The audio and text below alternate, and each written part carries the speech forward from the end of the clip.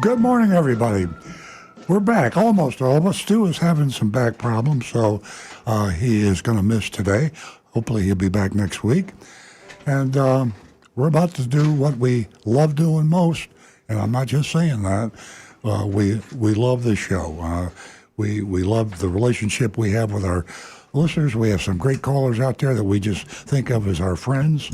Regular callers, we have lots of new callers. And the team, almost all of the team was at Valencia Falls in Delray. The group down there, we want to thank Jason and Jessica and Sam, Rick and Nancy and I were down there, spoke with them Thursday night, and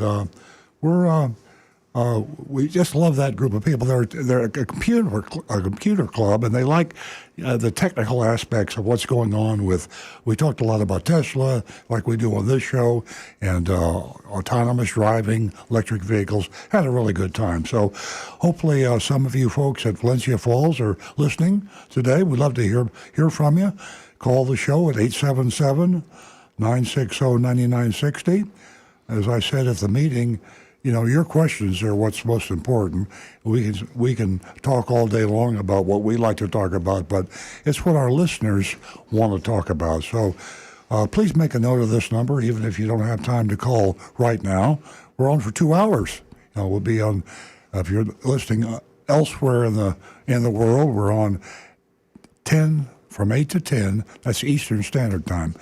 10. That's Florida time, East Coast time, 8 to 10. So. If you're driving and you can't call now, write this number down, please. 877-960-9960. Actually, I don't want you to write it down if you're driving, but try to memorize it. 877-960-9960. And we got Rick will be monitoring all the other venues to reach us. Text 772-497-6530. That text number again is 772-497-6530. You can also reach us on Facebook, facebook.com/Earl on Cars. Facebook.com/Earl on Cars.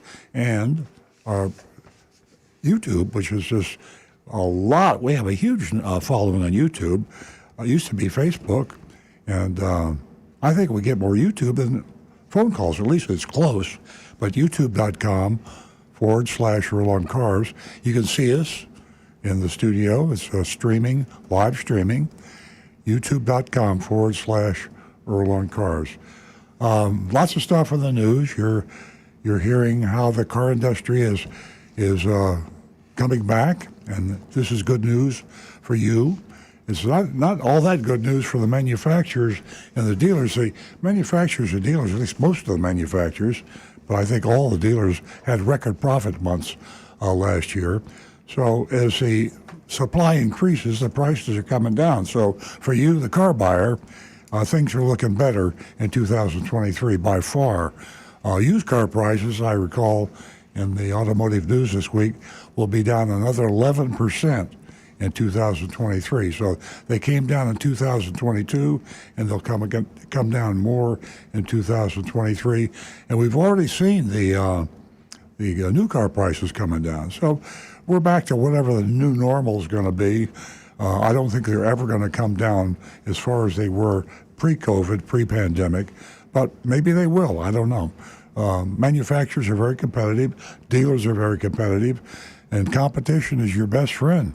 So who knows? I mean, we might get back to the crazy days of dealers selling cars at near cost, if you're shrewd, if you're armed intellectually, if you understand how to go about it, you can really buy a car pretty close to dealer cost. Dealers, before the pandemic, actually lost money in their new car departments. I mean, you were considered a good dealer, whether you're talking Cadillac or Honda or Toyota, if you broke even in the new car department. So a lot of people really got taken advantage of, but some really bought cars very, very low. So you listen to this show, we'll give you some good tips on how you can do that. You can negotiate. We mystery shopped a dealership and we do our mystery shopping report. That's where we send an undercover agent in to some dealer, usually in Florida, but we've been out of state, Tennessee, Pennsylvania. But we send a mystery shopper in, and they negotiate the best they can to buy a car. And we shopped a dealer locally in South Florida that was advertising discounts of thousands of dollars below MSRP. So we just said, what's that all about? I mean, right now, if you buy a car at MSRP, consider yourself lucky. But car prices are coming down. So I just don't believe they've come down that far. This particular dealer, I think they advertised one car at $5,000 off MSRP and another one at $8,000 off MSRP. So we said, we got to check this out. And Agent Lightning checked this dealer out. You're going to love this report. We do the mystery shopping report the last half hour of the show. So even if you can't watch and listen to the whole show, tune back in around 9:30 and you can catch the mystery shopping report. It's very interesting. We look for anomalies around. We see something that looks a little strange. We send Agent Lightning in to try to find what's going on. I think I mentioned that my son Stu did not make it in today. His back is acting up. He's been out for a long time, but he got back last week, and he's going to be missing this week, but he'll be back next week. I'm going to introduce my co-host here, Nancy Stewart. She's the founder of the show with me 20 years ago. Started out half an hour, 2 hours, and she's also a strong female advocate. She's built our female listening audience up to 50-50. We started out 100% guys. You know, cars, guys, motors, engines is a guy thing. Well, no more. In fact, it never really was because the ladies of the world really buy about half the cars. They don't talk about it, but they buy them. And so the manufacturers and dealers are trying to figure that out, how to market to the women. And Nancy Stewart found out how to inform women and get them to call the show. So I'll turn the mic over to Nancy, and she'll tell you about a very special offer we have for you first-time lady listeners. Good morning, ladies and gentlemen. Thank you for joining us. You are such an important part of the show. For the ladies this morning, if you'd like to give us a call and share your servicing experience, possibly your purchase, anything at all, we'd love to hear from you. And as usual, we will extend $50 to the first 2 new lady callers. I do have to add to what Earl said about the advertisement for Mike Maroney Chevrolet. It certainly was inviting, and I'm sure it generated a lot of traffic into that dealership, and we'll get into that mystery shopping report. It is very interesting, so stay tuned for that. And also, I really have to mention again and remind everyone how we have grown here at the Oldies channel, and I mean really have grown. I'm looking at the coverage map by counties, and it is just unbelievable how far we've come. Palm Beach County, Broward, Martin, St. Lucie, excuse me, Glades, Hendry, Indian River, Okeechobee. It's interesting. So you have stayed with us a long time right here at the Oldies channel. So give us a call. Let us know how you feel about the long wait if you ordered a vehicle, and anything else you'd like to discuss. The number is 877-960-9960. And of course, the text number is 772-497-6530. And an interesting website that you would want to go to help along the way with everything that has to do with car buyers is FloridaLawProtectingCarBuyers.com. Take advantage of that. It's a great read that Earl put together. You can go to Earl on Cars and take a look at that. And he really broke it down in the kind of terminology that all of us and you could understand. Also, take advantage of your anonymous feedback. Youranonymousfeedback.com. Again, that number is 877-960-9960. And again, you can text us at 772-497-6530. Now back to the recovering car dealer. Now, we've been talking a lot about selling cars and buying cars. A big part of your budget on transportation is spent on maintaining and repairing your car. And there's not a lot of talk about that. It's the good news is the newer cars require much less maintenance and much less repair. I mean, I give the industry a lot of credit. The quality of the vehicle.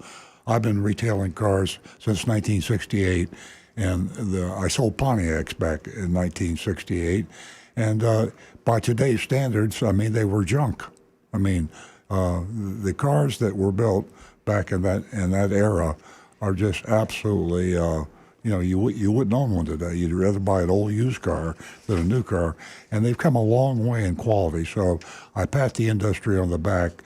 They really have helped lower your cost, because transportation cost is, and then you got insurance and fuel and the rest of it. Rick Kearney is here in the studio, and your questions about maintaining and repairing your car can be directed directly to Rick. If you're a YouTube person, he will monitor it. In fact, he's monitoring Facebook now with Stu out. So if you have any questions about a car, particularly an older car, and you have maybe you've taken it to a repair shop and they say, well, we can fix that for you. I mean, it's going to cost you a few dollars. Be careful when they say that. It can cost you a lot of money. So before you take it in and say, here, please fix my car, and hand them a blank check, you might want to call the show, 877-960-9960 on the telephone, or you can do on YouTube, go directly to Rick, youtube.com/Earl on Cars. But Rick can tell you, and I don't know what his batting average is, but it's got to be 800 or 900% as far as helping people that call in. I mean, the best thing you want to hear is don't worry about it. That's not a problem. You don't have to have that remedy. The car will be safe and run just fine just the way it is. We get that question from a lot of people with older cars. If you're driving an older vehicle, I mean, the car might not have a market value of more than $5,000 or $6,000, and you don't want to spend $5,000 on a $5,000 car. So you might want to live with a little squeaker rattle or maybe a warning light that isn't that important. Things like this worry you. I mean, if you're going to take a vacation, you don't want to take a car on the road that's doing something you don't understand. So if your car's doing something you don't understand or don't like, or if you smell something or feel a rattle or a vibration, give Rick a call, and Rick Kearney will answer it for you 9 times out of 10. And if we can't answer it here, we'll Google it, and we'll get an answer one way or the other. So Rick will be here for the full 2 hours, and anytime you have a question, just give us a call.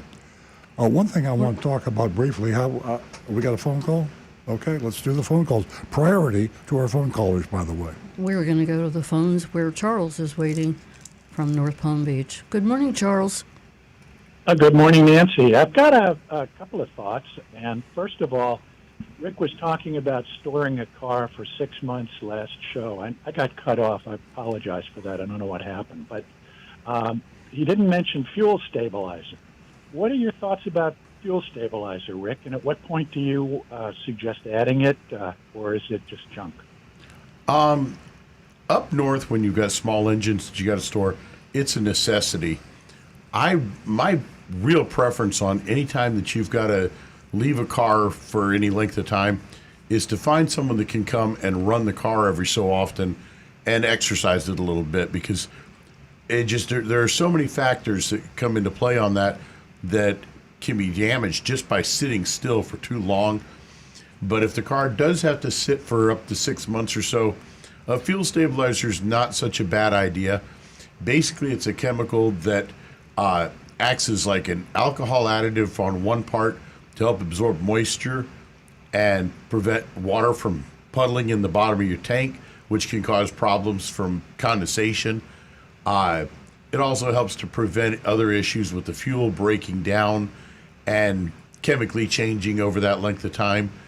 But again, the really best option is to have someone come in and drive that car, take it out and drive it a few miles, top up the tank once a month, and just make sure the car gets some exercise. Great. My next thought is Earl. Earl, if you were listening to the State of the Union on Tuesday, the president was talking about junk fees, and he was talking about resort fees in hotels that really aren't resorts, and airline fees, et cetera, but he didn't mention car dealers. And I'm thinking to myself, I wonder if he's been hit up by all these car dealers who are supporting his campaign or something. But, well, maybe one day we'll see junk fees outlawed. Yeah, it is amazing when you think about it. I mean, the media openly goes after rental car companies. They'll go after hotels. So they love to talk about the resort fee and the Wi-Fi fees and all the other things in the fine print. They go after the airlines. But you're right. The president or the media, for some reason, give the automobile dealers a pass. And your theory is kind of like my theory. I think that they are so well organized. I mean, there's no other retailer in the world that's better organized than car dealers. They have a national association, they have state associations, and they have local municipal. There's a in Florida, for example, there's a Jacksonville Dealers Association. In Tampa, there's a South Florida Dealers Association. There's a Florida Dealers Association, and of course, the national. And you might as well call these things political action committees, because the dealer associations, they charge the dealers heavy dues. I'm a car dealer. I pay a lot of money to the Florida Automobile Dealers Association. The South Florida Dealers Association, I'm a member of too. I don't pay that much money because they make a huge amount of money off their annual auto show. But they take in hundreds of millions of dollars. I don't mean Florida, but cumulatively the associations, and it goes where they get the biggest bang for the buck. And the biggest bang for the buck is not to warn the consumer that there are thousands of dollars in hidden fees every time you buy a car. So I subscribe to your theory, Charles. I think it's probably follow the money trail like so many other problems we have. And then my final question actually is for Earl and your group, but also the audience, because it seems to me that there are an awful lot of well-connected or intelligent people listening to the show, and I think about Donovan and some of the others who come up with stuff that teaches you guys stuff. I live in a high-rise here in North Palm, and we're wrestling with what to do about the oncoming onslaught of electric vehicles. Mm-hmm. And in a high-rise building, the question is, what do you do? Do you set up charging stations on kind of like a dandelion mushroom basis? They just sort of pop up and individuals have them? Or is there a template or a suggestion by the automobile manufacturers? I'm thinking back on when cars started coming out, and how did Ford dealers, or how did Henry Ford coerce, suggest, encourage cars to have a lot of gas stations nearby? Mm-hmm. Is the Automobile Association or the companies, are they doing anything to suggest, if you live in a high-rise, this is a suggested plan on setting up charging stations? Is there any guidance coming from the industry, or do they just plan to dump all of these EVs on the market, mm-hmm. and it's every man, woman, and child for him or herself? Charles, to my knowledge, there is no effort, and you're absolutely right. That's probably the single biggest problem. I mentioned at the beginning of the show that we spoke at the Valencia Falls in Delray, and they live in a planned community, and the comment was made, if you have a garage, it's no problem. You can put your charger in your garage. That's what Nancy and I do with our Tesla, and I plug it in every night. Even if I don't need a charge, because it can communicate with the car better. Download software if you have it plugged in. I think that's going to be a huge. There's so many people living in condominiums, and that's going to be a problem. Short of building a condominium with the infrastructure so that you have the chargers in the garages, but a lot of them don't have garages per se, and they usually, if they do, they don't have enough space in the garage for everyone. So if you have 2 or 3 cars, yeah, that's a big challenge. It will come about. As time goes by, though, it won't be as big a challenge because the frequency of charging won't be much. I see within 5 years the average EV getting 1,000 miles instead of 300 or 400 miles. The battery technology is going at warp speed, and there's going to be some breakthroughs in batteries that we just don't see today. And that might solve the whole problem there. Just, if you got 1,000 miles on your battery, who cares about the charger? You'll find one at Publix, or you'll find one just about everywhere. You don't have to have one in the garage. Sounds good. I'll keep my fingers crossed. For sure, Charles. I'll tell you what, that was a great question. And sometimes now I even wonder, sitting in these meetings that, the condos often have, exactly how many of the guests really, think about EVs and what's going to happen as far as the charging stations are concerned and what their suggestions are to solve this dilemma. So it's here, it's now, and electric vehicles, whether you like it or not. But you do have to be accommodated, where you live. Charles, thanks so much for your input, and we certainly thank you for tuning in to Earl Stewart on Cars.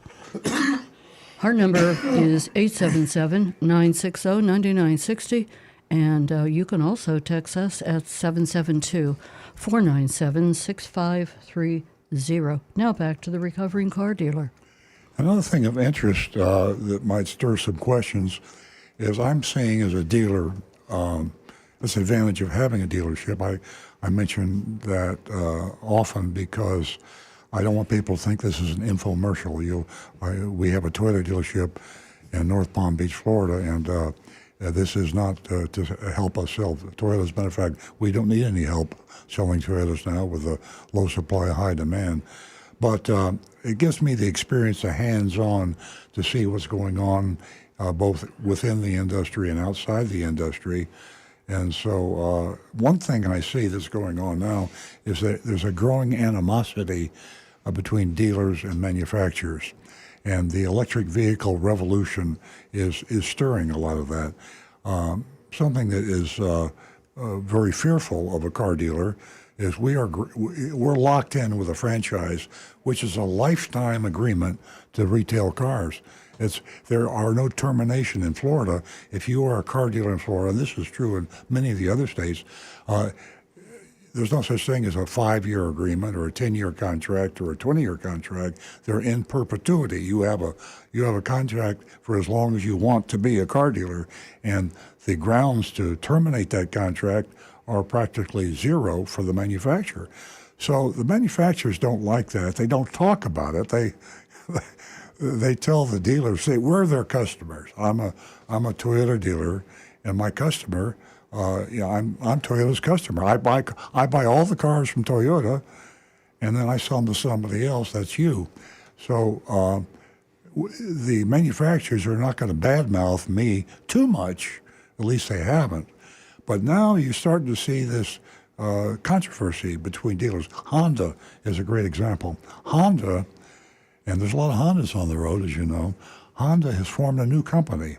With Sony. It's called Sony Honda Mobility. Now, you probably haven't heard of that, but Sony Honda Mobility is a company separate from Honda that they formed to sell electric vehicles. And they made the statement that they haven't decided how they're going to channel those to the public. They don't know if they're going to let a Honda dealer sell an electric vehicle. Interesting. So it's got the Honda dealers all stirred up, and the chairman of the National Honda Association is very upset about that. Could you repeat that again? That's Sony Honda Mobility? Yes, Sony-Honda Mobility. Okay. And I hadn't heard of it until recently. and they are. It's a. If I'm a dealer, if I'm a Honda dealer, I'd say that's pretty Mickey Mouse because you're getting all your design from Honda engineers, you're getting your manufacturing from Honda, and you formed a separate company just so you can say this company isn't bound by the rules that Honda's bound by. Well, it's that's going on now, and the other manufacturers. Okay, we have a phone call, I believe. We do. The continued battle between manufacturers and dealers. Why? Okay, folks, we're going back to the phone and phones, and we are going to talk to our first-time female caller, and she's calling us from Sunrise, and her name is Madeline. And Marty, we'll get with you in just a moment. Good morning, Madeline. Good morning, Nancy. Welcome. You've won yourself $50 this morning, Madeline. It's very interesting. I have a Grand Marquis. It's a 2008, and it has 62,000 miles on it. And I was just wondering, I have a little problem with it. The doors are totally closed, the car doors, but sometimes the light is on, saying the door isn't closed properly. Well, Rick can answer that, I believe. Yep. What they have is on each door, on the body of the car, there's a little thing called a pin switch. And these pin switches, when you close the door, it's supposed to push that switch in and open the circuit so that the light will turn off. If that light is coming on, it means most likely one of those pin switches has started to short a little bit, and instead of working properly, it's telling the system, hey, this door is still open, but it's usually just a bad switch. A good automotive shop should be able to find that. New switch. Yeah, a good shop will find that. Take them probably about half an hour maybe to diagnose it, and they're not very hard to replace. You probably be looking at less than $150 to get that repaired. Oh, okay. Well, I'll definitely do that. And with my Marquis, I must say something about it. I love my car. Anytime I'm parked somewhere, let's say I'm in Publix, well, not any time, but I would say at least twice a month, someone will come up to me and tell me what a great car I have. And some people ask me if I want to sell it, which I'm happy to have it. I don't want to sell it. Well, you're right. It's Nancy and I feel the same way. When we were traveling more, we would always try to rent a car, where we traveled to, because the trunk space in a Grand Marquis, for example, or a Lincoln Town car, a huge amount of trunk space in today's cars. If you got 3 or 4 bags, forget about it. There's just no place to put them. So I know exactly what you mean. And some people hold on to those cars and take care of them like you do. And I think you're doing the right thing because there's nothing out there on the market that will be where you can put a week's worth of Publix bags in the back of they don't make them like that anymore. It's a great vehicle. I don't really do that much driving. And truthfully, even if I did, I'd rather be safe with a big car. I feel very confident in the car because it has a long front. Mm-hmm. You know what I mean? Mm-hmm. I don't bump into anything because the front is so long and there's a lot of space between the curb and the front of the car when I park. Yep. Absolutely. Madeline, thank you for the phone call. You won yourself $50 this morning. If you speak with Jeremy in our control room, he will take care of you, and he will take your contact information. Just stay on the line, wait for him to pick up, and you'll be able to give him your contact information. Thank you very much, and I'm going to continue listening. Thank you so much. Give us a call and let us know how that turned out. I will. Okay, 877-960-9960, or you can text us at 772-497-6530. We're going to stay on the phones where Marty has been holding from West Palm Beach. He's a regular caller. Good morning, Marty. Good morning. How you doing today? We're well, thank you. Thanks for the call. I wanted to first give you a little mystery shopping report. I took my wife's car over to Ed Moore's Honda for service, and they had 4 CRV hybrids on the lot. Each one stickered for $34,000. They added $3,995 as their adjustment price. Plus, I didn't even go into the detail. They also have a dealer fee there. Of course. So apparently, Ed Morse didn't get the message that the prices should start coming down. Well, he's got your back, doesn't he? I see that Yes. TV commercial. He's got your back. He's And your wallet. yeah. So that's that individual, by the way, I don't know if you knew that. That's Teddy Morse, which is the grandson of Ed Morse. Ed Morse. He started the firm years ago. In fact, I think he started National Rent-A-Car, and then he got in the retail business, and then he had a son, Ted, who passed away. Ed's passed away, and the grandson has got your back. He wears a leather jacket and rides a motorcycle. right.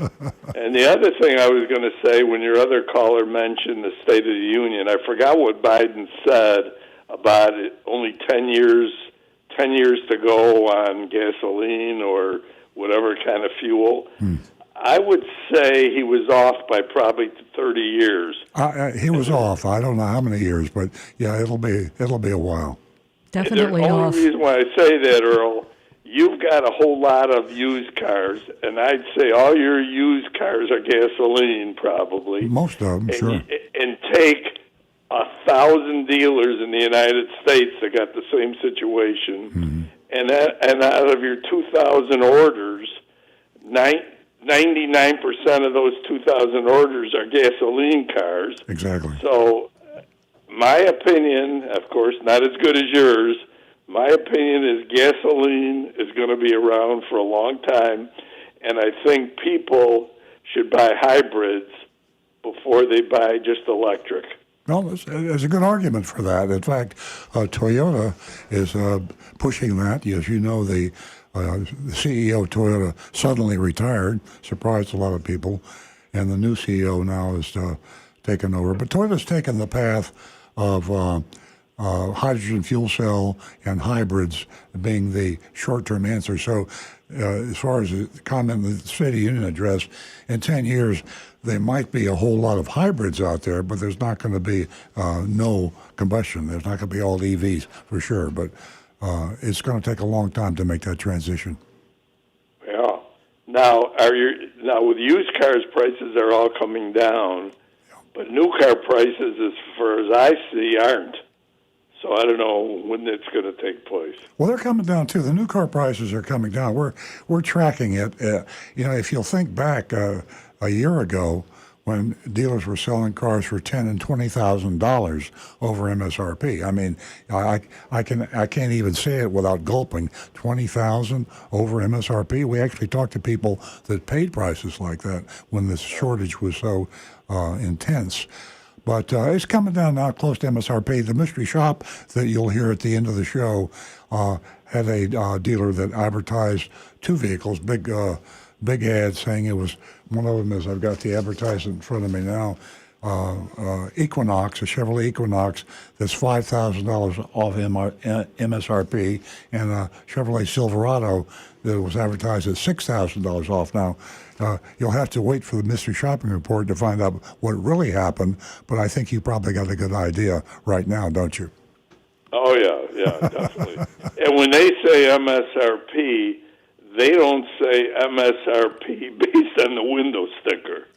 No, they throw that number around pretty loosely. You're right. Yeah, that's a loose term for car dealers because when they put those addendum stickers on, they consider that MSRP too. And I did a column on that, a blog called "Beware the Phony Monroney," and that's a window sticker that they counterfeit to make it look like the official federal mandated Monroney label. I mean, they use the printers print these out with the same colors, the same font, the same style, and they add it alongside of the official label. And unless you read the fine print, which you need a magnifying glass to do,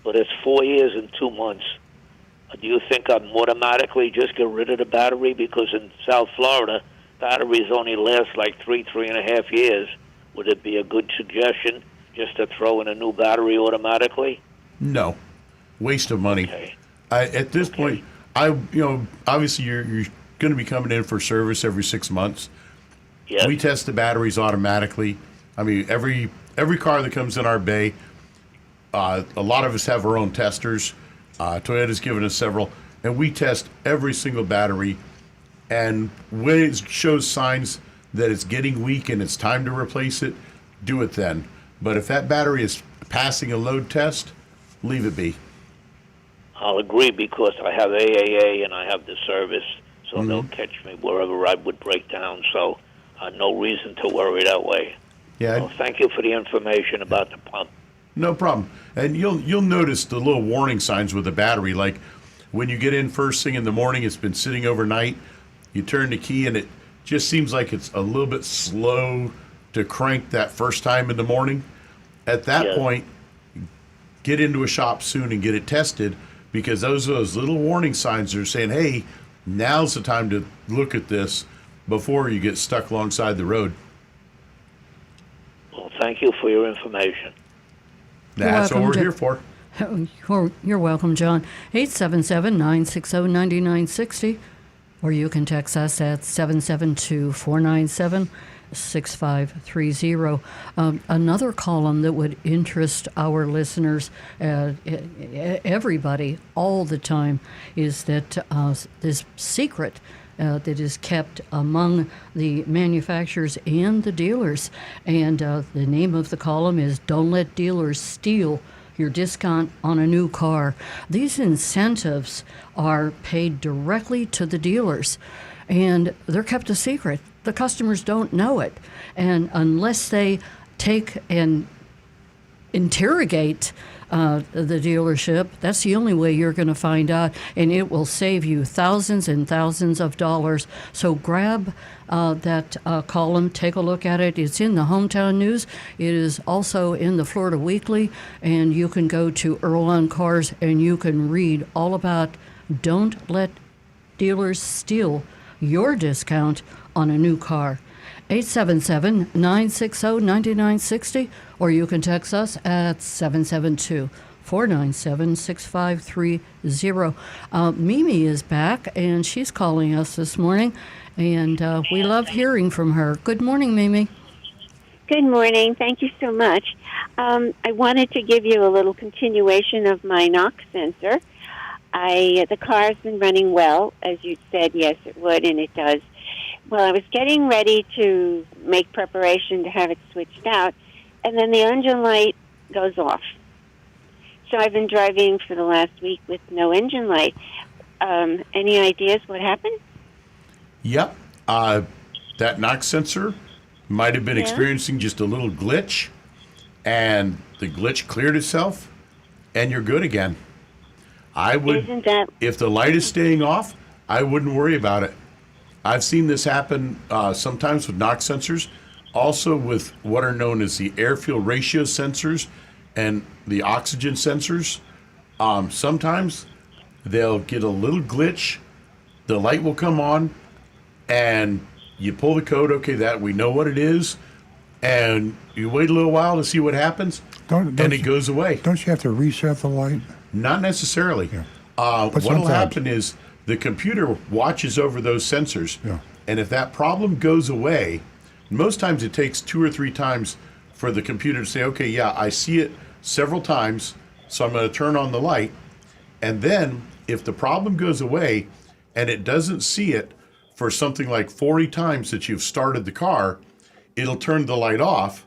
And then if it does it for about another 50 times that it doesn't see it occur, it'll erase the code away itself. But if you bring the car in, the dealer fixes it, and you drive home and the light's still on, that means the dealer forgot to reset the the dealer forgot to reset it. That's a common problem. We've done it at our dealership, so I know it's fairly common. But it should go off eventually, but if it doesn't, it might be the fact that they forgot to flip the reset switch. Exactly.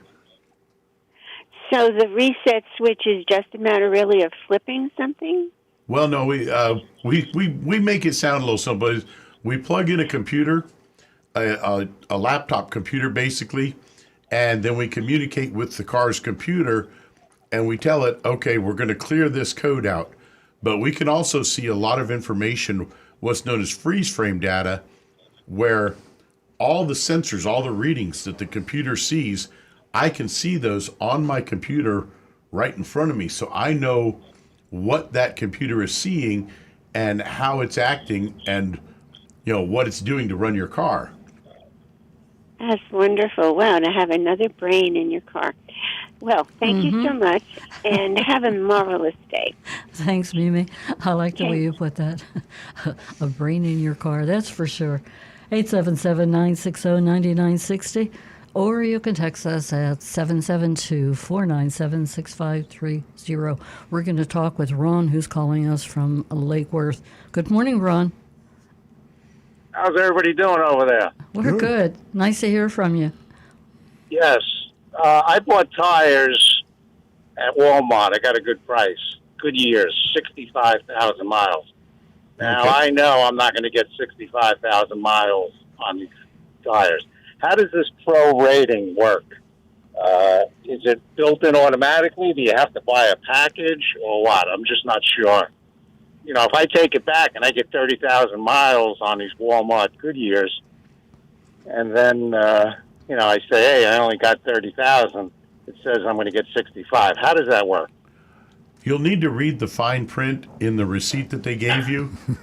I know. Yep. Get out the magnifying glass, the electron scanning microscope. But unfortunately, that's where they hide a lot of that stuff. Basically, what'll happen is, say if you only got 30,000 miles and they look at the tires, they say, okay, it's all clean wear, it's not an alignment issue, or, you ran into a curb or something like that caused damage to the tire, but it's normal wear and tear, and you only got 30 when you should have gotten closer to 65. They will prorate it by giving you, say, 40 or 50% of your money back, usually in a credit towards buying new tires. Plus, Walmart's also the tire manufacturer in their warranty. You're right. And what they're looking for, Ron, is that you didn't inflate your tires properly, and they can tell by looking at the wear pattern or alignment. I mean, if you don't take care of your tires, you're not going to get more than 30,000 miles. But if you take care of your tires, then you should get the full amount in the guarantee. Yep. Oh, very good. All righty. Thank you very much. Thank you, Ron. You're welcome, Appreciate Ron. the call. It's great to hear from you. 877-960-9960, and you can text us at 772-497-6530. Don't forget your anonymous feedback. Rick, do we have any texts, YouTube, any? We have a text from Anne Marie, Good morning, Anne Marie. Welcome. and this one kind of an interesting one here. She says, good morning. Many years ago, I was a Girl Scout. My brother was a Boy Scout, and we did a fair amount of tent camping in our scouting days. Yesterday, I saw a story in jalopnik.com, which great website, that one. I love the stuff they have, about car camping. Not just any car, but this particular one was a $170,000 Porsche Taycan Turbo Cross Turismo. That's a mouthful. Complete with an installed $7,000 Porsche rooftop tent. Now, this seems to be a new craze. Is all of a sudden, every manufacturer or these different companies are making tents that you put on top of the vehicle. Yeah, for that amount of money, I'd buy a Winnebago and just have the whole thing. You would think, yeah. I sent the story to my brother in Western Kentucky, asking if he'd seen anything like this, since camping is very popular in his area. Well, sure, the Great Smoky Mountains area and Appalachian Mountains. Much to my surprise, he said he did. A couple days ago, he took his Toyota Highlander to his dealer for an oil change. While he was there, he spotted a RAV4 all set up with a rooftop tent, a lot less than the Porsche version. My question to you are, does Toyota carry accessories like rooftop tents? Has your dealership had any requests for rooftop tents?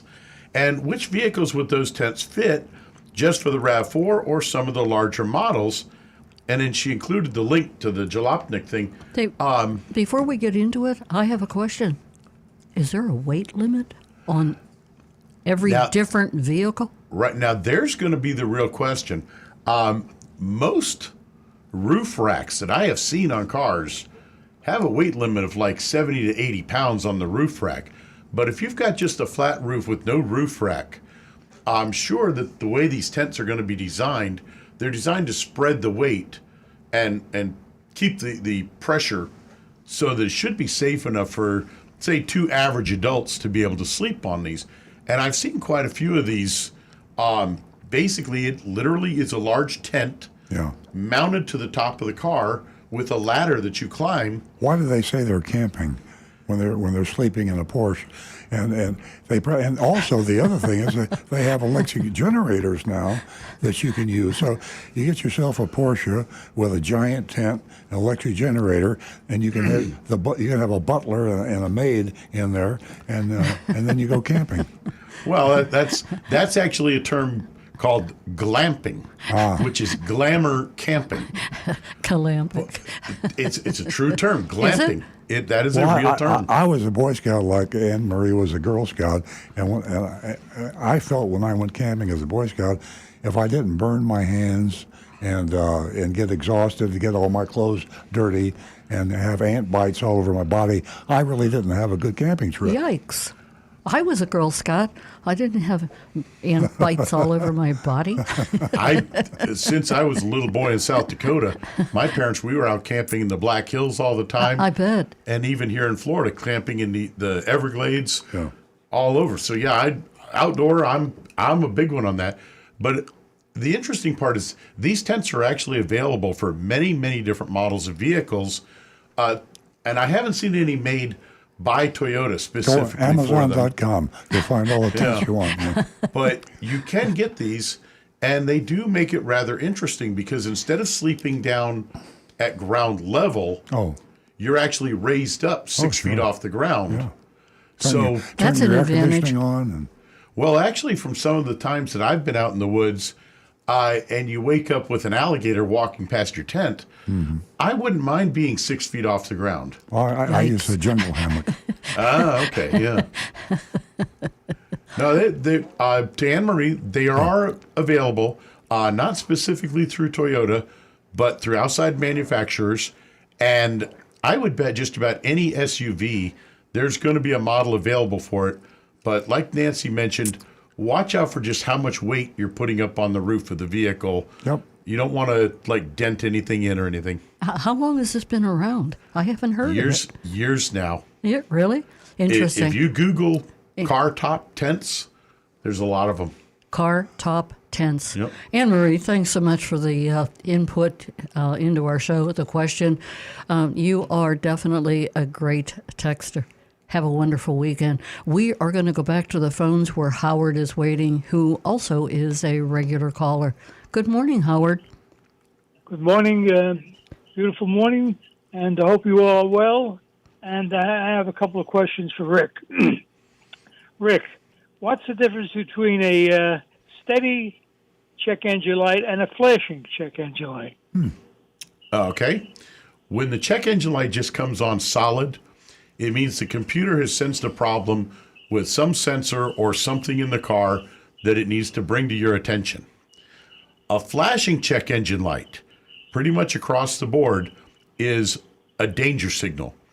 Usually what that means is that you have a misfire in the engine, one or more cylinders are not firing properly, and that flashing check engine light means that misfire is severe enough that it could cause damage to the catalytic converter. A flashing check engine light could also be a defective check engine light. Possible, but very unlikely.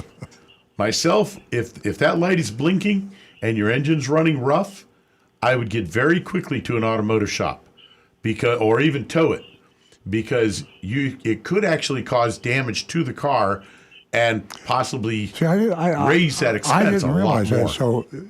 So I usually made fun of the check engine lights. I didn't even realize they had a flashing check engine light. So give me an example of what would be an emergency that would cause it to flash. Usually, like say, if an ignition coil stopped working and it can no longer fire a spark to burn the fuel that's being sent into that cylinder, the check engine light will flash to say, hey, this is a severe misfire, because some fuel from the other cylinders can obviously travel in there. I'm amazed. I give the manufacturers more credit than I thought. I didn't realize that. So I learned something new on the show every day. Thanks, Rick. And that extra fuel going in the catalytic converter can cause it to really start heating up. And if it gets hot enough, it can actually melt down the inside of the cat. And that's several $1,000s to replace. Oh, great question. Great answer. Wow. What you got next, Howard? Okay, catalytic converters. Up north, they were stealing catalytic converters.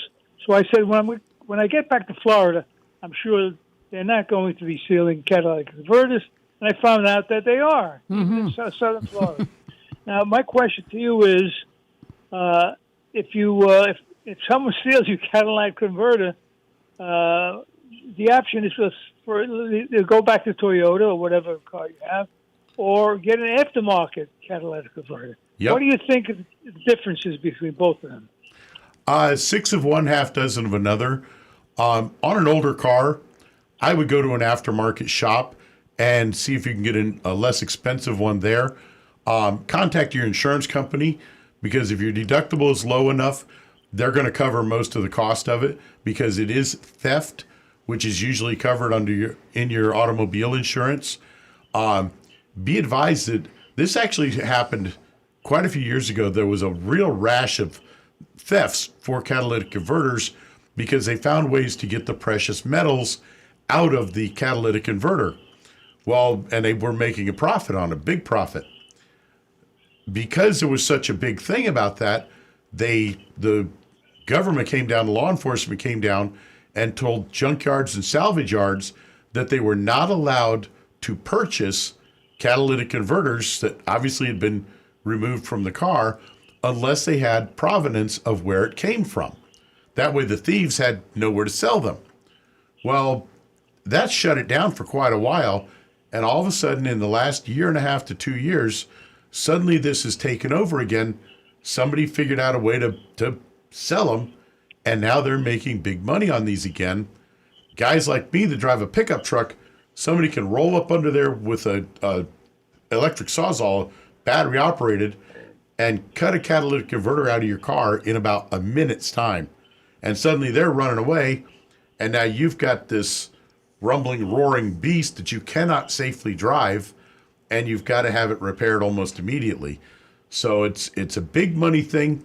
Catalytic converters are something that really gets you stirred up, because you just keep on going. It annoys me because so many companies now are selling these shields to go on them. Yeah. And I've even seen a picture of one guy that modified the underside of his car by wrapping the exhaust with concertina wire, which is that razor-edged See, barbed wire. now I got you going even more. So, That's taking it to another limit. Absolutely. Excuse me, another level. Okay, I have two more questions. I've seen Teslas. On the back it says dual motor. Can you explain what is a dual motor on a Tesla, and aren't all of them supposed to have it? well, let me answer that one. That's an electric motor, which is what powers the car, and they have single motors. They have dual motors. My car, which is the Plaid, Nancy and I, we have three electric motors. So, 3 electric motors will make a car go pretty fast. Okay, and my last question. If you have an older car, is it good to get a rebuilt starter or a rebuilt water pump? Usually on new cars, I don't think that's a viable question, but I'm talking about if you have an older car. They're fine. Rebuilt basically just means remanufactured. They take the old parts that come back to them, and they use the good components from it and rebuild it into new. It's basically it's recycling. And so it's good for the environment that way. And when you're buying And they'll used be or just as rebuilt, good. you want to check the warranty. That's what it's all about. If you have a used, you probably won't get a warranty, but you get a pretty good warranty. Rick, what would be the warranty on a rebuilt water pump typically? Usually 1 year unlimited mileage. Yeah. Okay. Thank you for answering the questions. I appreciate your help. Thanks for the call, Howard. Thanks, Howard. Bye. Look forward to hearing from you again. 877-960-9960. Or, as I said earlier, you can text us.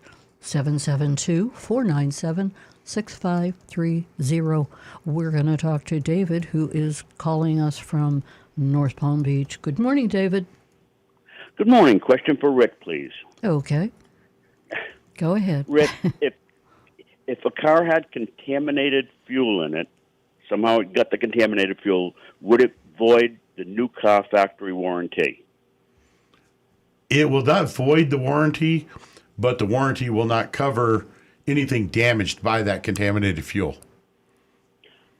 In this particular case, the car was towed into Napleton, of course, and Napleton said that the gas tank needed to be removed and cleaned and put back in the car. They gave me back the car not running good, but running at this point. And 10 miles later, the engine seized up. The car had 22,000 miles on it and still warranty left on the 3-year 36 engine. And now they're not standing behind the warranty. Is that legitimate? Something's wrong here because contaminated fuel should not cause an engine to seize. The only thing contaminated fuel will do is make the engine stall out and not run. If the engine seized up, something else was done. That sounds like something was put in the oil that caused the oil to not function properly. And if that's the case, then yeah, that wouldn't be warranty because that, again, is part of that contamination or damage. But you're saying Napleton told you it was due to the contaminated gas. Did they comment what caused the engine to seize, or do they assume it was the gas? They said the contaminated gas caused the seals to leak, which I don't understand this, and that caused the engine to seize. And the oil was changed in the car 5 miles before the engine seized. No, there's something else going on there. I would be contacting the manufacturer and saying, hey, you need to get somebody in here and look at this and explain to me how an engine can seize because of a fuel issue. Or take it to another dealer. They can get hold of the manufacturer better. But I'd go to a different dealer and say, please fix this under warranty, and then see what happens. Because I think Napleton misdiagnosed it. That's not an easy thing to do because it's up on a rack at Napleton right now with the engine apart. And they're telling me that they have a factory rep coming by to look at it. Okay, but it's well, that's not good. going to be guaranteed. Yeah, I'm hoping for the best. But. Yeah, go to the 800 number and go on record. Have a confirming email in writing with the factory. You'll get a call back from the manufacturer. And then at least you have what they told you. If they tell you and they go with Napleton that it's not covered under warranty, they're going to have a reason other than the gasoline. And Rick is a little skeptical of this issue with making the seals leak too. So yeah, because it can mess up the fuel lines, it can mess up the injectors, but once that fuel is sprayed into the cylinder, if it's bad fuel, the engine's not going to run. But that fuel should never get to the seals on the engine or anything to do with the actual moving parts of the engine. Yeah, you need a second opinion. Yes, definitely. Yeah, I went to the general manager. I didn't accomplish much. So you think my next move is to call the 800 Chrysler number? Yeah. Well, remember you're dealing with Napleton, so not much you did. I knew that. Thank you very much. Appreciate it, gentlemen. Okay. Good luck, David. 877-960-9960. Text us at 772-497-6530. Remember, we will be getting to our mystery shopping report later, just around the corner, and that is from Mike Maroney Chevrolet. I think we're going to go back to Rick and check out our text, YouTube, etc. Okay. Well, we've got some input here from Donovan. He says, Earl laughs about the idea of the EV, the electric generators and that. But with EVs, you can run the air conditioning for a very long time on that giant battery, so you're camping in comfort. He says, plus, for those of us in Florida, when a hurricane hits and you have no power, you can sleep in your car, in the AC, in your garage, with no concern for the exhaust like you would have with a traditional car. Very true there. Mm-hmm. And he also goes on to say, if you see a Tesla with the word dual motor and a solid red line under that word, don't bother racing it. You will lose. Well, but my Plaid has 3 motors.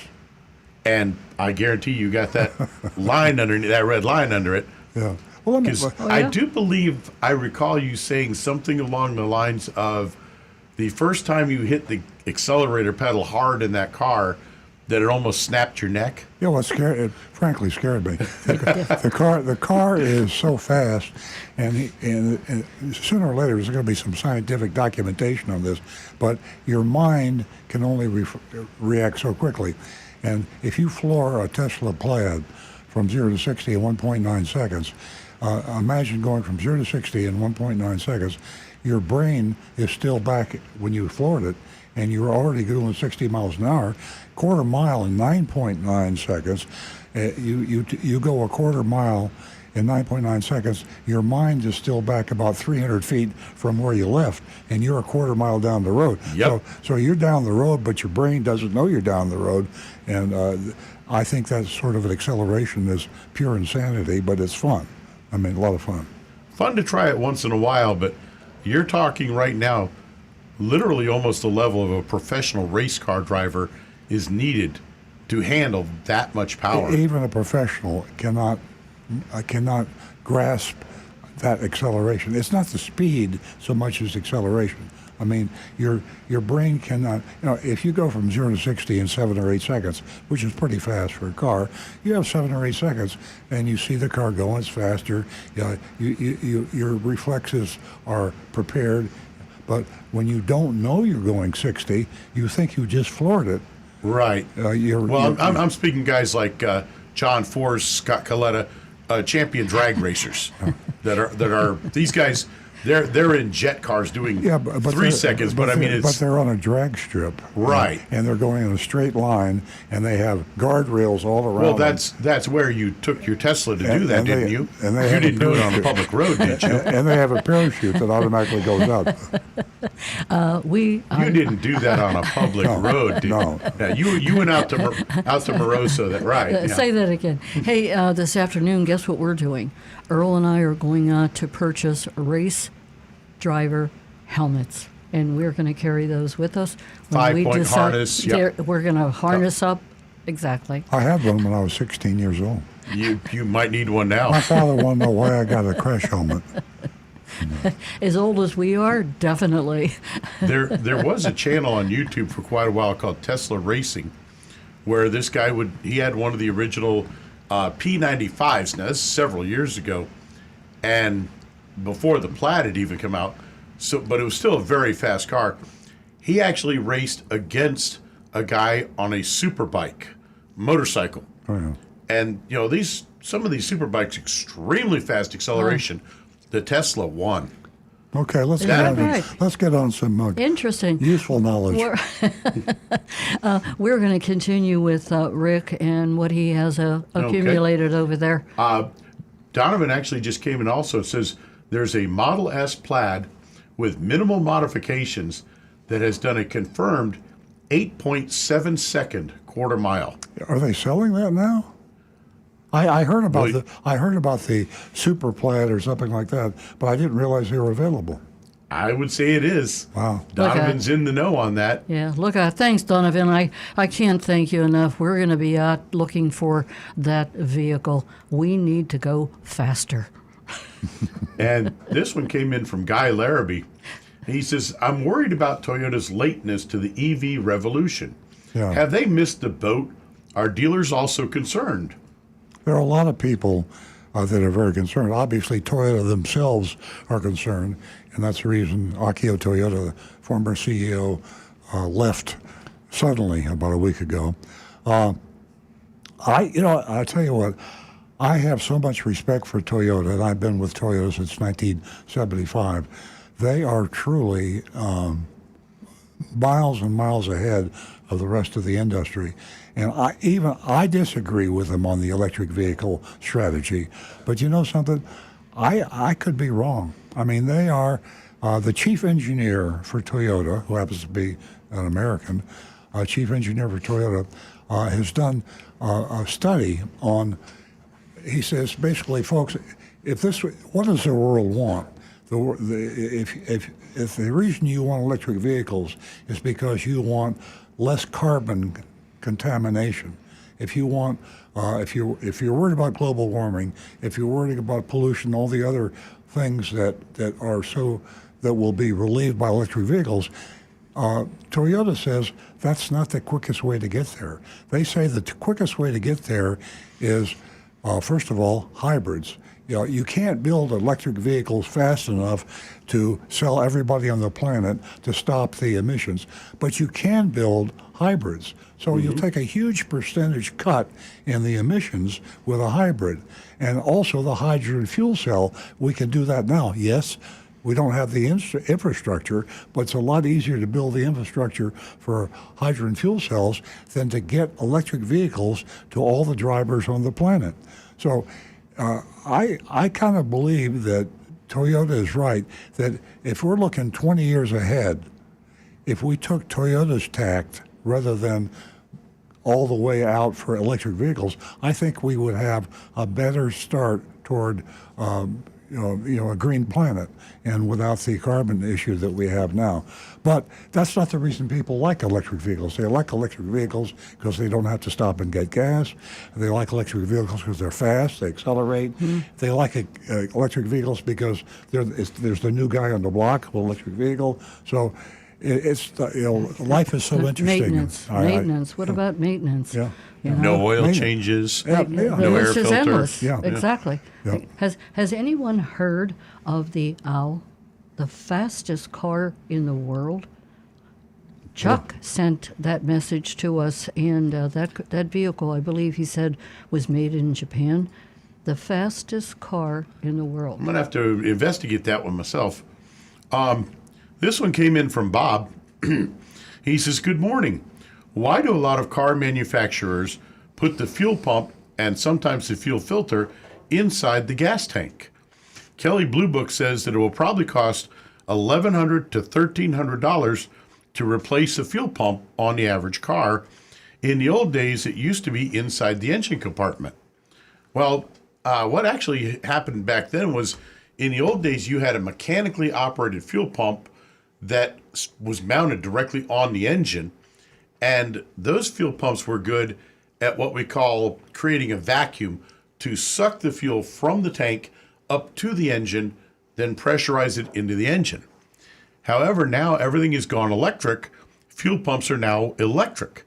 Electric pumps do not work very well for creating a vacuum, for creating that suction. They work much better for pressurizing and pushing the fuel. So you have to put the fuel pump at the source of the fuel and push the fuel through the line. Then you can run it into the engine from there. And another thought I had with this issue of why do they do this and why don't they do that, I don't want to be cynical, but I've been a car dealer long enough where I got to be cynical.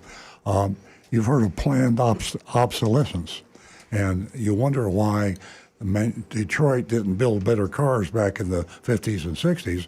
Well, one of the reasons is because they could sell you a car every year or two.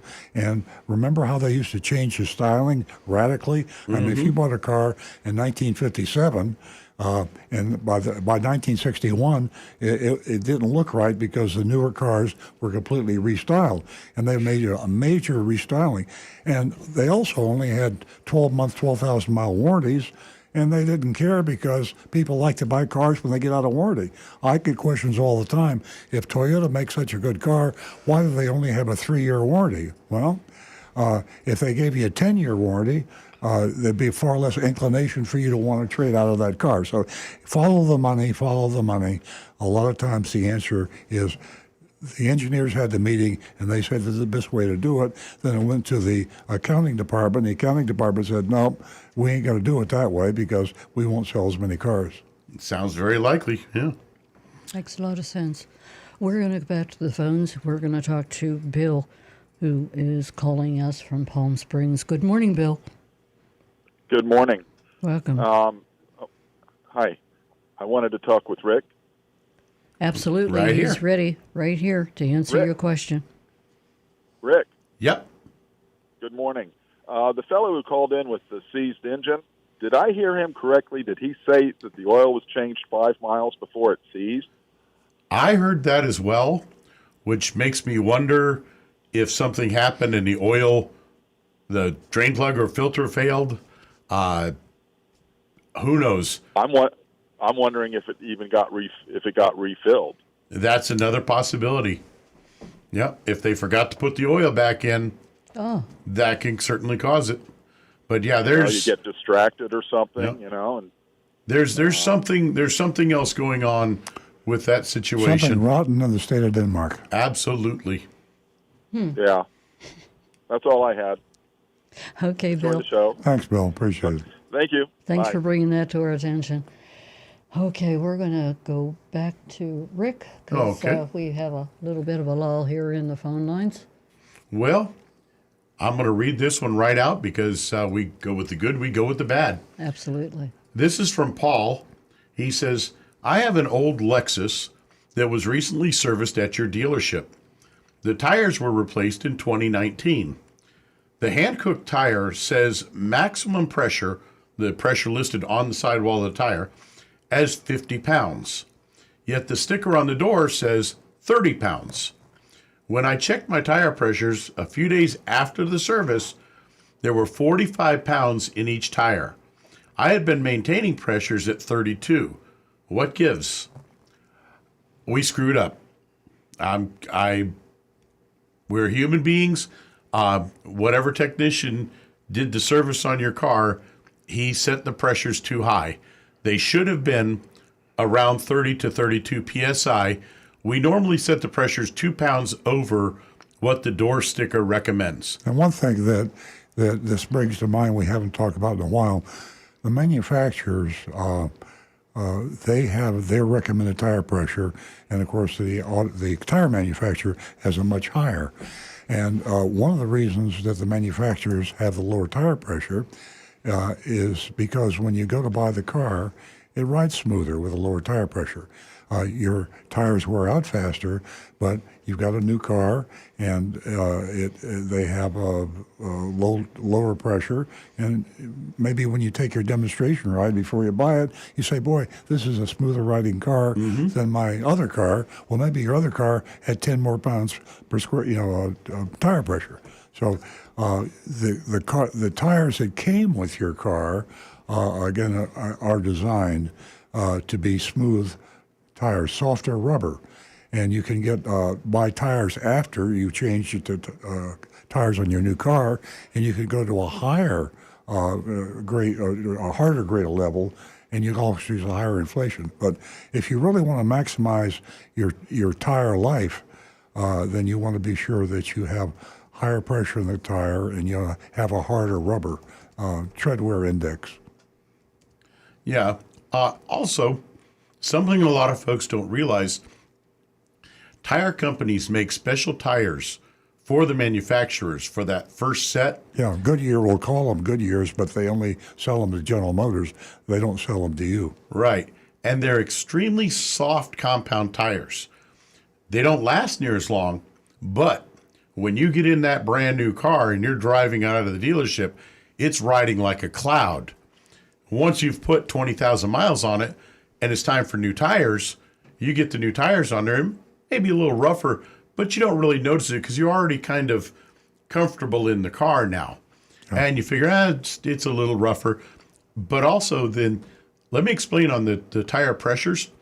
The sticker on the door jamb is what Toyota will say, This is the minimum pressure that you should run in your tires. Do not go below this pressure. The number on the sidewall of the tire I don't think it says that, does it?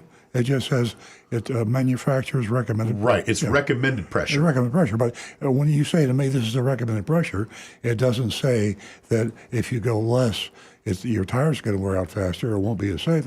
What the manufacturer should do is recommend the pressure that gives you the best compromise between safety, fuel economy, and ride. It shouldn't be the lowest safe pressure that you want on your tires. So. Absolutely. Yeah. Okay. But what they try to give it to where it still gives you that little bit softer ride. Exactly. Yeah. And the tire manufacturer will tell you this is the maximum pressure that you can safely run in this tire. Do not exceed this level because my tire is not guaranteed to be safe if you go above this pressure. Yeah, they say maximum pressure, but the auto manufacturer doesn't say minimum pressure. Right. So if you go somewhere in the middle between those, you're safe, but the higher you run towards that maximum pressure, the better fuel economy you're going to get. Yeah, absolutely. I'll tell you, it can be pretty confusing, folks. So, the door jamb, the side of your tire, the sidewell of your tire, the manufacturer's recommendation, keep that owner's manual out and make sure that you have, the right weight in your tires. It makes a huge difference all the way around. 877-960-9960. Or you can text us at 772-497-6530. Jot that text number down because whenever we do our mystery shopping report, that's where you can vote. And we love hearing from each and every one of you. Why? You make the show. Now back to Rick. Here we have one from Gary in Lake Park.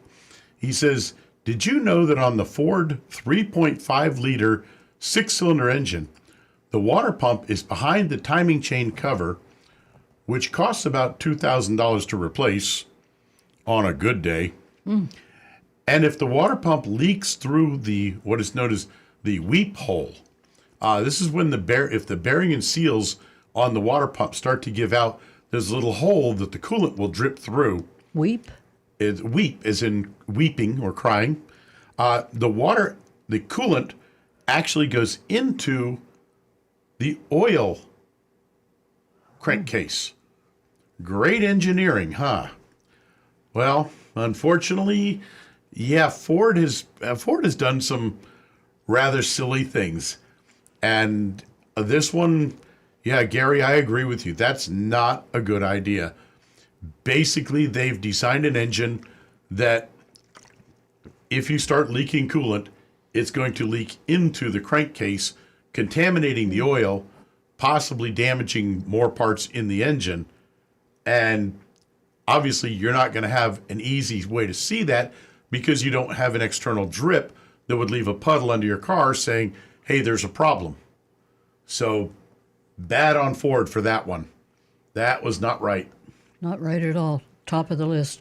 877-960-9960. We have a few more minutes for us to take your phone calls. And right now there is no phone calls. We're going to stay with Rick. Do you have some YouTubes? I'm going to take a quick moment and look up while you're taking a quick moment, car. Let me make a point about the controversy or the adversarial relationship that's building between auto manufacturers and dealers.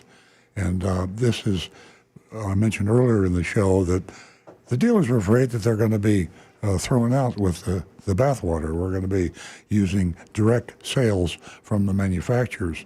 There's always been a hidden adversarial relationship between auto dealers and auto manufacturers. One of them that's coming up now, and I believe it's Virginia and some other states, where the manufacturers are angry because the dealers have lobbied to make the manufacturer pay them the same hourly rate when they do a customer repair than when they do a repair for the manufacturer, which is a warranty repair.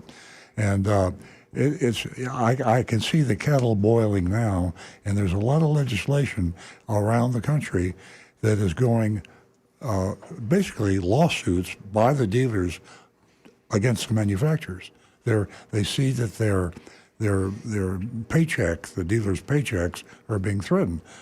You take, I mentioned earlier in the show, you've got Sony Honda Mobility. We say, well, what is Sony Honda Mobility? It's Honda manufacturing, and they're going to build electric vehicles. Guess what? They're calling their new company Sony Honda Mobility, because if it's a separate company, they can theoretically go like Tesla and sell you a Honda directly, and Edmore's Honda and all the other Honda dealers in the country, they don't get to sell your car. So this thing is starting to bubble and boil, and you will see, I think, in the next few years, more and more manufacturers going direct, which is a good thing for you, the consumer. You know, when we mystery shopped Tesla, which is a direct to sale, direct to the buyer from the manufacturer. And we what was the name of the other electric vehicle we tested? Lucid. Lucid, We yeah. have Lucid We did the test, Lucid, yeah. same thing. Great shopping report. The two that we shopped we gave them A's or B's or high grades. So you have the consumer saying, I want to be treated with dignity and courtesy and respect when I buy a car, and the consumer is getting angry. The politicians are hearing that, and then they're bubbling this thing with the anger of the dealers against the manufacturers. You're going to see a split with not only the public and car dealers, you're going to see a split with the manufacturers and car dealers. And when that happens, you car dealers like me, we're not going to be in business anymore. We're not going to have a franchise or a contract. So. As I asked earlier, you know, this animosity between the manufacturer and the dealer, the conflict has been going on forever, and they could have made everything so much easier for everybody involved. Back to Rick. Okay, this Aspark Owl is an all-electric, battery-operated supercar. They're producing a total of 50 of them, 50, at a cost of 2.5 million euros per unit. So that's probably like $5 million each. Is that all? It's been claimed that it can accelerate from 0 to 60 in 1.7 seconds, 0 to 156 miles per hour in 10.6 seconds, with a top speed of 250 miles per hour, and they're only making it 50. So, yeah, They don't qualify as a production car, but back in my drag race days when I was a kid, they actually had rocket dragsters. Now, okay, if you want to put a rocket on wheels, it'll go real fast, but it's just not really a production car. Well, it's like the jet engine. They've got a semi truck with 3 jet engines on it. I mean, they're knockoffs. They're a demonstration item. It's not meant to be a real production vehicle that the average billionaire is going to be buying. The Tesla plant is the fastest production car in the world. Still. Yeah. Let me reach out to Chuck, who's on our text line, and thanks for helping us. Stirred our interest, and we checked it out. Thanks, Chuck. Thanks for listening. Thanks for watching. Back to Rick. Okay. Let's see. Johnny Fraley. I'm not sure what I'm taking this out of context, obviously, but I think he's going along with your idea of, in the older days, ways to get people to buy cars. Such things as a free Sony 70-inch TV with every car purchase. Oh, sure. Yeah. Not a surprise. How about those steak knives? A free set of steak knives. I mean, the list is endless, the laundry list of back in the days. And Negan 1 says that basically the weep hole is on the part. Well, excuse me. Folks, I'm sorry. I've got a bit of a lung issue going here. Makes me cough at odd points. The weep hole is on the water pump normally is there to where if it starts to fail, coolant will drip down and leave a telltale puddle so you can see that you have an issue. And he says, if you don't catch it, it can go into long-term damage, which obviously true, and can cause extra damage to the engine. So it's a very good idea to get that replaced if you do see that puddle, and hopefully it won't be plugged up with dirt or gunk that might disguise that issue. And that pretty much has us caught up here. Okay, Earl, what do you have for us? Well, you can text, you can do the YouTube, you can do the Facebook. If we have time after the mystery shopping report, we'll certainly get to that. So don't stop the text. We'll hold the phone calls now while I do the mystery shopping report. But please text us or use anonymous feedback or go on Facebook posting or YouTube And posting. most importantly, remember, folks, you too can vote on the mystery shopping report. We'd love hearing from you and finding out how you feel about our mystery shopping report. We have got the good, we've got the bad, and we've got the ugly. Now back to the recovering car dealer. How we chose the target of our mystery shopping report was basically a full-page newspaper ad. Now, do all of you remember what newspapers are? I mean, I think Nancy and I are the only one on our block that still reads a newspaper. But I read the Palm Beach Post, and I looked at this full-page ad. I'll hold it up here. If you see at the top of the ad, you'll see the $5,000 and $6,000 off MSRP, and that's the only auto ad in the paper, by the way. All the other car dealers, except for Maroney Chevrolet, I think there are a few in down south in the Miami, Fort Lauderdale area that advertise the Sun Sentinel, but used to be the car dealers did nothing but newspaper advertising, and so, TV was rare back in the day. But do you believe that they would actually give you $5,000 off an Equinox off of MSRP, or $6,000 off of a Silverado off of MSRP? Well, I didn't believe it, and so we sent in Agent Lightning to do a mystery shop, and you'll enjoy this. By the way, the name of this dealership is Maroney Chevrolet, and Maroney was one of the earlier CEOs of AutoNation. When AutoNation grew, they started calling all their dealerships AutoNation, but in Florida, they're still calling a lot of the AutoNation-owned dealerships Maroney. Maroney is not the owner, it is AutoNation. And it's a little interesting, too, because I can't find anywhere in the ad. There's a Florida law that says if you own a business, your name must be in the advertisement. Well, AutoNation is not in the advertisement, or else I missed it. So here we go with a mystery shop of Mike Maroney Chevrolet in West Palm Beach on Okeechobee Boulevard. I'll speak in the first person as if I were Mr. Shopper. I arrived at Mike Maroney Chevrolet mid-morning, eager to investigate the advertised discounts off MSRP.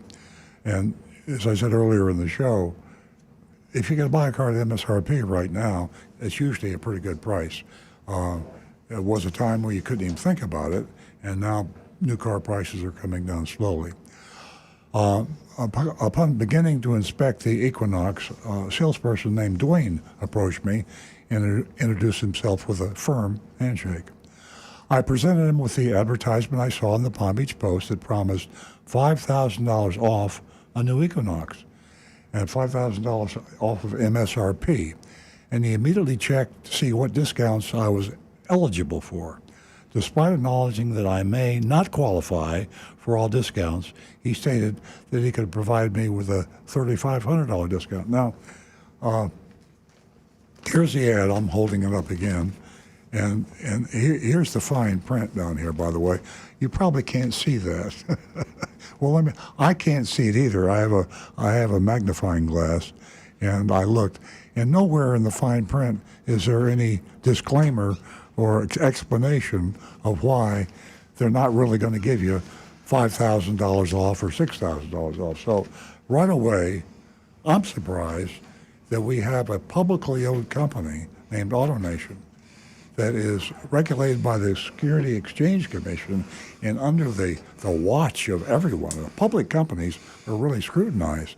And it's just not some little privately owned dealership in a little bitty town somewhere, Paducah, Kentucky, that could just get away with anything because he's so far below the radar, you don't know what he's doing. AutoNation is the second largest seller of cars in the world, I think, certainly in the United States. And they're under the microscope. And for them to run an ad like this in violating the law is surprising to me. I presented him with the advertisement. Okay, I just said that. Despite acknowledging that I may not qualify for all the discounts, he stated he could provide me with a $3,500 discount. I said that too. He recommended that we take the car for a test drive, but since it was out of gas, we'd have to fuel up before going out. Since I was content with just driving around the lot, we opted not to visit the gas station. The MSRP of the Equinox was $37,895. Okay, now that's the Moroni label, the official federal mandated Moroni label. That is MSRP, $37,895. There was no addendum, no phony Moroni. So they're going to give me, the shopper, $5,000 off MSRP. Boy, that is really a good deal. Well, let's see what happens. During the test drive, Dwayne thoroughly covered all the features of the fully loaded Equinox. And I inquired about many aspects of the car. He also mentioned that Mike Murney Chevrolet was motivated to sell their cars since the more they sold, the more they would be granted from Chevrolet. Now, that's a true statement. That's called turn and earn. Car dealers call it turn and earn. The faster you sell the cars, the faster the manufacturer fills the pipeline for you. And during a booming market like we have now, a shortage of supply and a huge demand, it is mandatory that car dealers sell their cars fast. And if you don't, you're not going to get the pipeline filled, and your competition will. Pretty soon you'll have a lot of cars to sell, and you won't. When we returned to his desk, Dwayne expressed that he would provide me with a fantastic price. Okay, that's puffery. Of course, what else is he going to say? And his objective was to make a sale that day, and that's true.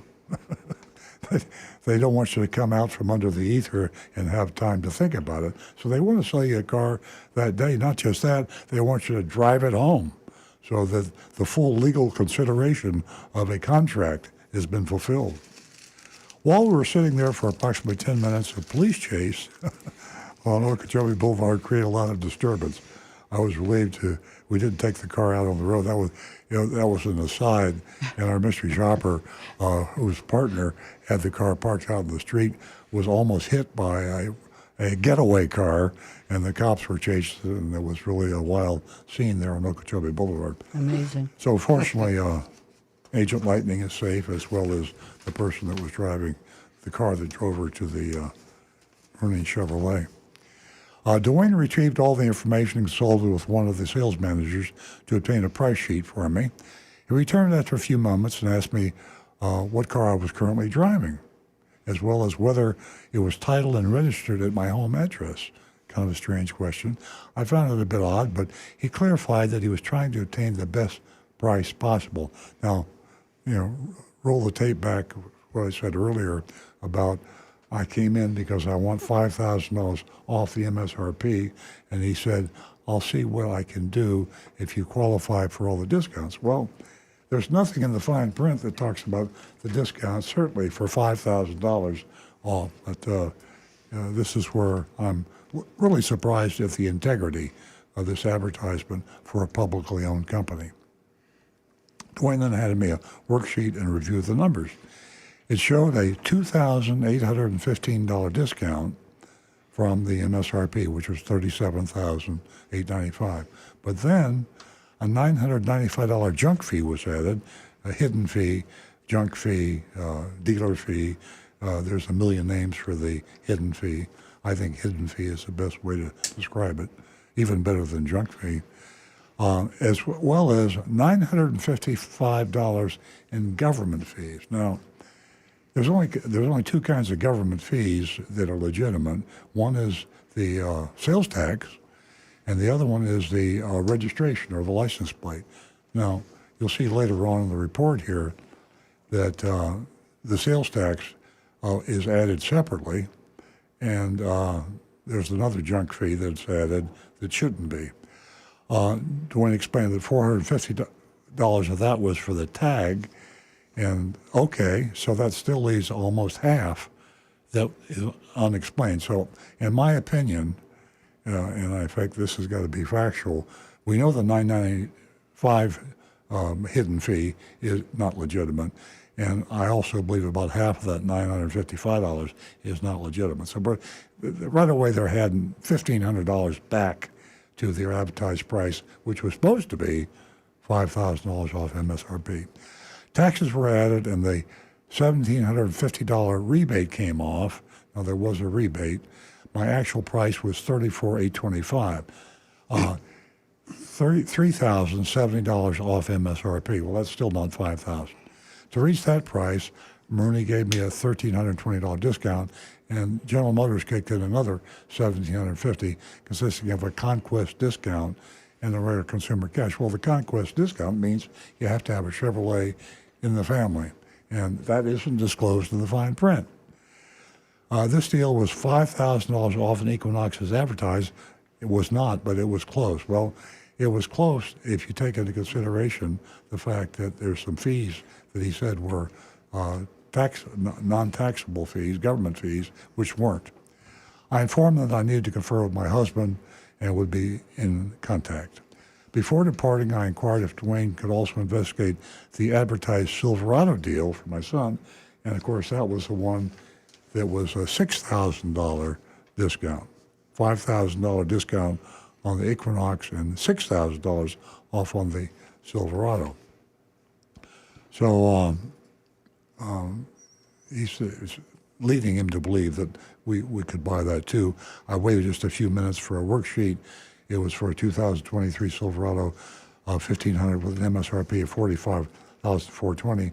The worksheet showed a $4,300 discount. Of course, the advertisement was $6,000. Then they added $1,500 in junk fees and half of the government fees. I got the $1,750 rebate again.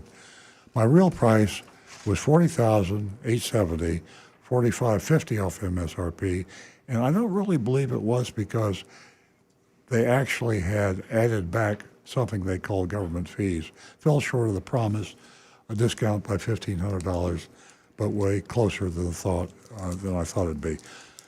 I thanked Dwayne and left. Now, the bottom line here is that prices are coming down, because even if it's only a $3,000 discount or a $1,500 discount, it's more than you would normally get off MSRP. So the good news is we see the prices of new cars coming down. The bad news for Maroney, which is AutoNation, is the fact that they were not honest in their advertising. Even the Federal Trade Commission says that anything that you do in an advertisement that lowers the actual selling price has to be displayed prominently, just as the price is. Now, here's the price. I'll hold this up again. That $5,000 discount and $6,000 discount is in huge type. I mean, it's it's just there's nothing bigger in that advertisement than the $5,000 and $6,000 discount. Well, lowering the price because you don't qualify for a discount, according to the Federal Trade Commission, has got to be right up there alongside the $5,000 in the same font and the same type style and the same proximity as what you're advertising the price at, or the discount. So they violated that. And as I say, I'm a little shocked because they are a public company. And my general advice has always been, all things being equal, you should go to a public company to buy a car rather than a privately owned company. I say that even though I'm a dealer with a privately owned company. That's just the way it is for most dealers. The public companies are a little bit more careful about what they do, mainly because they're in the public eye, they're in the stockholders' eye, they're in the Security Exchange Commission's eye, and when they cheat on something, they're going to get in a whole lot more trouble. Well, we've got that. We've got to get the votes in, and we take the time to text us the vote or YouTube us the vote, and we will go around and poll the voters down. And Rick, you want to go first? All righty. We've got Mark Anderson, Mark from St. Louis, D, old school misleading newspaper ads. Get the ink on your fingers. Negan 1 says F for false advertising. Let's see here. Johnny Z. Fradley says F for a bunch of phony Maroni baloney. Tim Gilliland from Yuma. Not the worst, but still smells bad. C minus. Mark Smith, disappointing. D. Andy Z, D for sure. Brian Sidlatko, false advertisement deserves an F. Tom Steckel, I'd give him a C minus. No addendums, government fees are overstated, and the ad was a bit deceptive on the discount. Mark Ryan with a D. Then we've got Mark from Palm Beach Gardens. Deception, lies, and dishonesty. Hit the door, Ms. Lightning. FFF. Bob, D for deceptive advertising. Where is Ashley Moody? Jonathan in Wellington. Marooney Chevy gets an F from me. Hidden fees and lies about fees is an immediate fail. And Anne Marie, the violating law equals an F. For me, I'm going to say they're actually giving some discounts here, so I'm going to go a little more lenient. I'm going to say a C minus, simply for the idea that if you're careful and you work it hard enough, I bet you might be able to even get a little better deal on that one.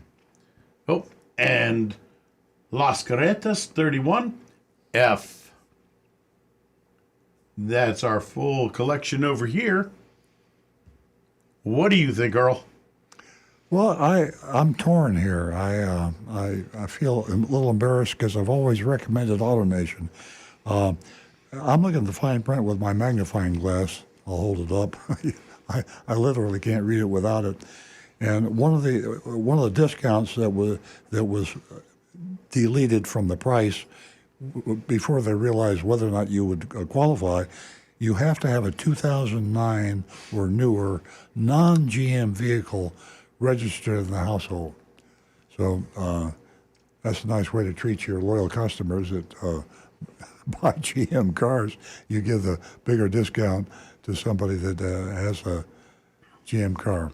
And then the other interesting thing here is I see in the fine print, and nowhere in the fine print did they talk about the discount of $5,000 or $6,000, but they talked about the payments of the ad, and they would give you 6.5% annual percentage rate, but you had to have an A+ credit score. I'm not sure what they call an A+, but it sounds to me like you'd have to have like an 800 beacon, which is really unreasonable because very, very few people have that.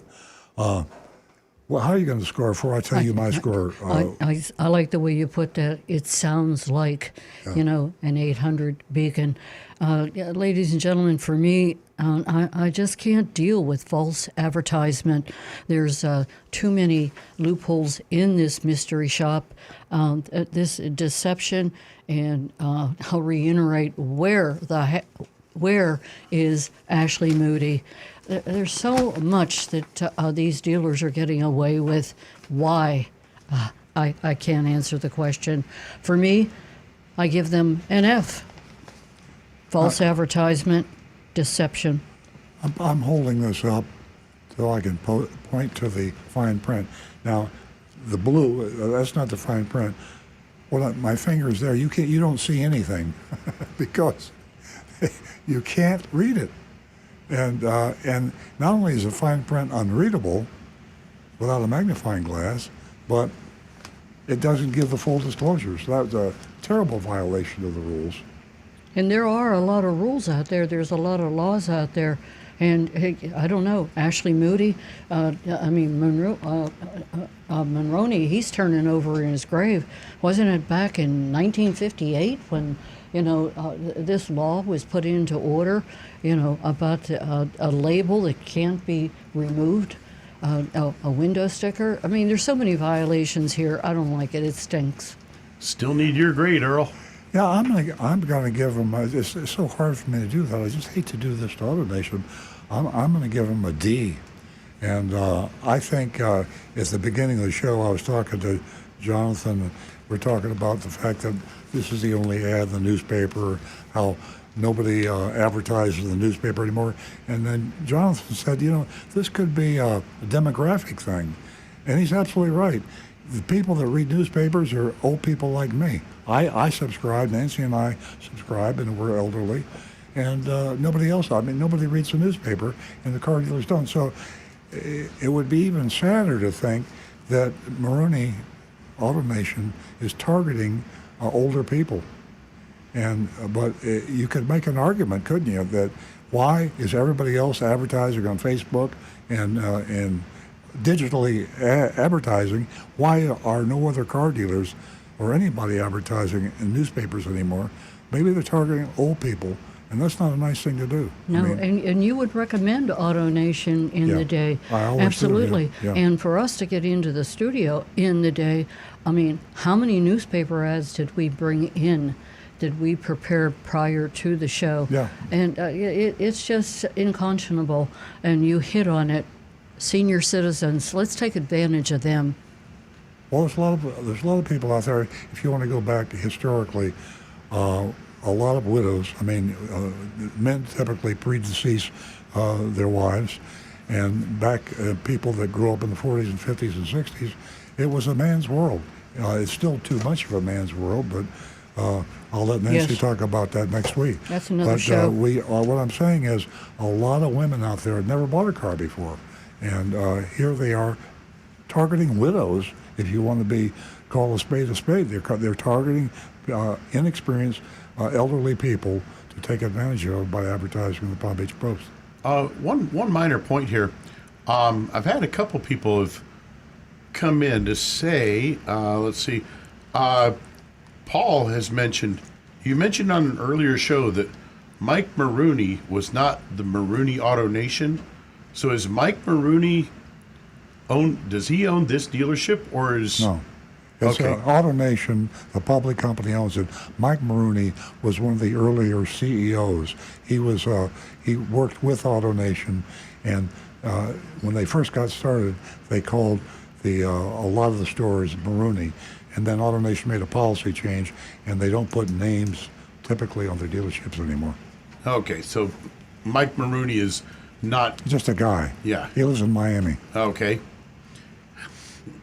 And not to be confused with the senator in Oklahoma that initiated the Maroney label back in 1958. Okay, we got 2 minutes. Are we going to sign off? I'm going to tap dance.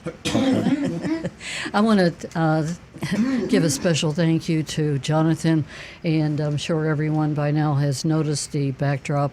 He's wishing all of us and all of you happy Valentine's Day. He does a great job with the backdrops. He does a great job with everything. So, ladies and gentlemen, I want to thank you all for tuning in to Earl Stewart on Cars. We'll be right back here next week, 8 a.m. Have a wonderful weekend. Enjoy that Super Bowl. Bye-bye.